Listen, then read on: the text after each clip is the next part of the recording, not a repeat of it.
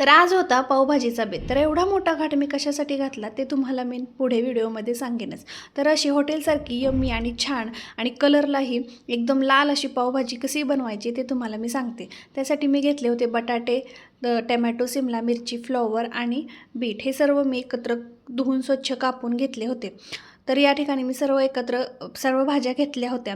तर मी तर तुम्हाला दाखवत आहे की माझं बोटही चिरलं गेलं होतं. सर्व भाज्या चिरता चिरता बोटालाही कापलं होतं. तर आपल्या बायकांचं हे रोजचंच काही ना काहीतरी कुटाणे होतातच. त्यानंतर या सर्व भाज्या मी एकत्र कुकरमध्ये शिजवून घेणार होते, कारण मला पावभाजी ही झटपट बनवायची होती. तर मी सांगते, तर एवढी मोठी आज पावभाजीचा बेत मी कशासाठी केला होता. तर माझ्या मैत्रिणींचा फोन आला होता की आजचा नाश्ता तुझ्या घरी आहे. आम्ही असं ठरवलं होतं की नाही का, एका जणीच्या घरी झालं की असं. त्याच्यानंतर मग आज माझ्या घरी होता. त्यासाठी म्हटलं चला मग झटपट अशी पावभाजी बनवूया. त्यासाठी पावभाजीला भरपूर असा कांदा लागतो. आणि हा कांदा तर इतका तिखट होता ना की माझ्या डोळ्यातलं पाणीच थांबत नव्हतं. तुम्ही बघू शकता, मी इथे सर्व भाज्या शिजवून घेतलेल्या आहेत. जी भाज्या शिजलेले एक्स्ट्रा पाणी आहे ते ओतून द्यायचं नाही, तेही साईडला ठेवायचं. त्यानंतर मी मोठ्या आकाराचे कांदे चिरून घेतले होते.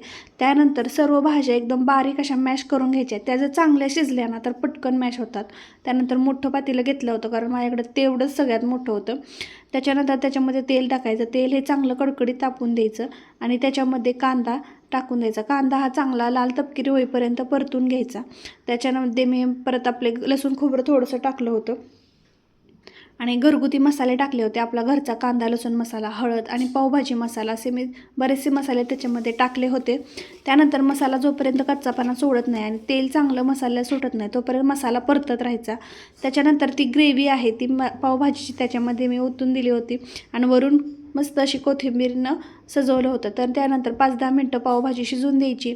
त्यानंतर ताटामध्ये गरम पाव, लिंबू, कांदा असं सर्व करायचं. त्यानंतर ह्या माझ्या आल्या होत्या तर या आहे जावावीत मैत्रिणी. तर आम्ही सर्वांनी पावभाजी खाल्ली, खूप छान झाली. तर तुम्हाला माझा व्हिडिओ कसा वाटला कमेंटमध्ये नक्की सांगा.